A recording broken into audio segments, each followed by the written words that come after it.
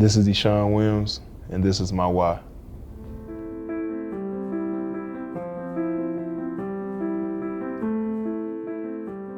I don't know too many people that would have stuck it through, 7 years and getting cut 11 times, with the unknown of this league. 2015, with the Bengals for 2015 through 2017. So I was on active 2016. Throughout the 3 years, I got cut 4 times with them. Then 2018, I just took a chance on, I just needed something new. So I came here 2018, had a great camp, didn't work out. They brought me back for practice squad week 1. I got cut week 2 versus Seattle week. Then I went to Miami for like 7 weeks. Got cut on my wife's birthday. Yeah, on my wife's birthday, I'll never forget that. And then came back for a week here. We was living here at the time, we stayed at a place here. Then Indy that next week, and I stayed there until after they played the Chiefs in the playoffs game. Then I got cut phase 2 of OTAs. Then came back here 2019, got cut. Then didn't know what was going to happen. I was going to go to Carolina, and they booked my flight. I'm there on the plane, and Pam called, and it was like, "Hey, Bill wants to talk to you." And he was like, "Where are you?" I was like, "I'm on the plane to go to Carolina." He was like, "Well, can you tell?" I'm like, "Bill, I'm on the plane, I can't." So my agent called, was like, "Hey, what you want to do?" And I was like, "I want to stay. This is where I feel like home is." And so thank God I had to talk to the pilot of stopping the plane. We were on the strip ready to take off, and the pilot turned the plane around, just let me off. I had to apologize to everybody on the plane, but they all clapped and congratulated me.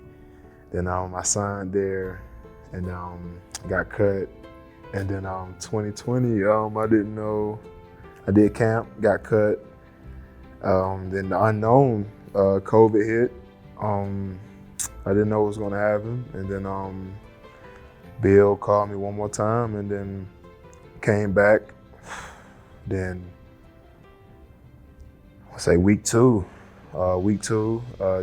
Unfortunately, Dre got hurt, and DeMarcus Walker, he got hurt. And then week 3 versus Tom Brady and the Bucks, and playing. And then Mike, unfortunately, he got hurt, a season injury, foot injury. And then I started all those games, and now I'm here now. Headed down and intercepted. It's picked up by Williams, who dove and got it on the deflected play.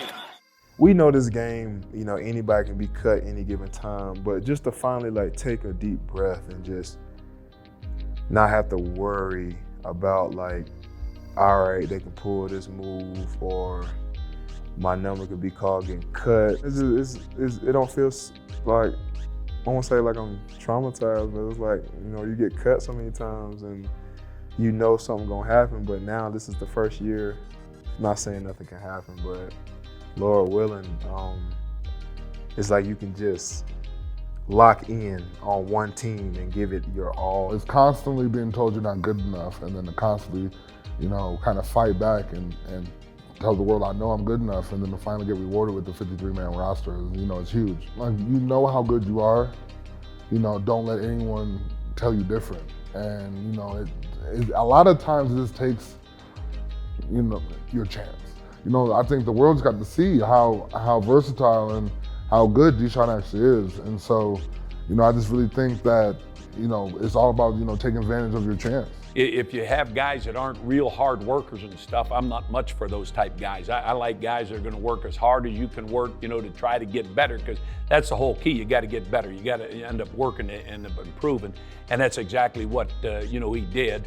And, just like you said, most people that would know his story and how it was and stuff, obviously you got to be happy for the guy. All his hard work finally paid off. Pressure on the way, and it's going to be an interception. That's DeShawn Williams, who read the screen, stopped his initial surge, and winds up making the interception. Left hand Back in 2018, it was really between him and another guy that actually made the team.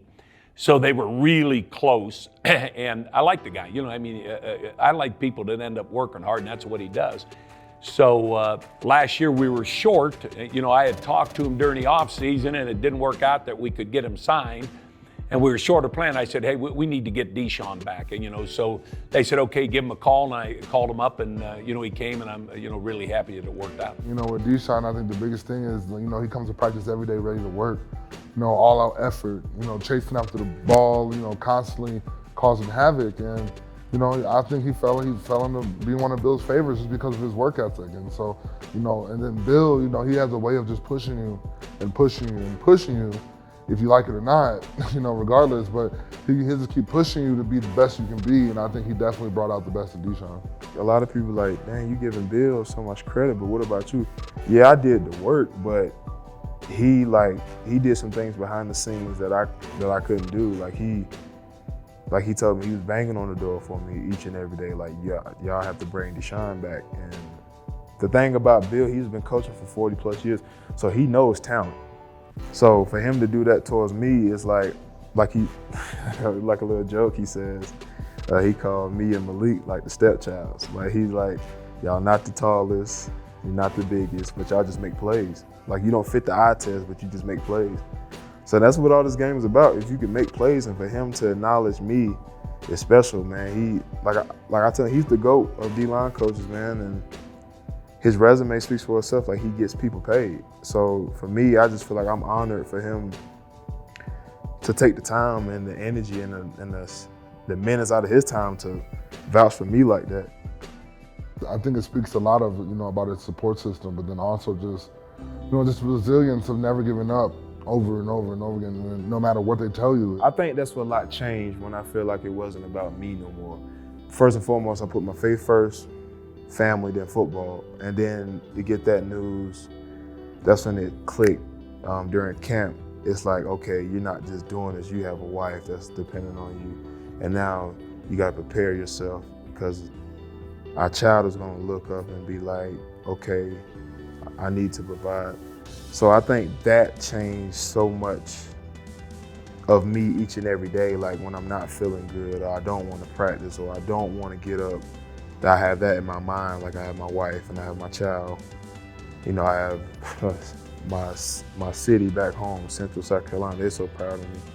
So it's like, man, just having that motivation each and every day, man, because we all human. Don't nobody want to get up each and every day to do something, but I have that as my why. That is my why. My wife, my child, my family, and where I come from. Those are my whys and why I do what I do. Looking back at it, like I can write a book on all this stuff, but I would not change it at all because it made me the man who I am now. I'm healthy. I'm still young, which is weird, which is crazy to say. Like through all that process, I'm still young, had no major injuries, and I'm still here, and it's only gonna get better from here on out.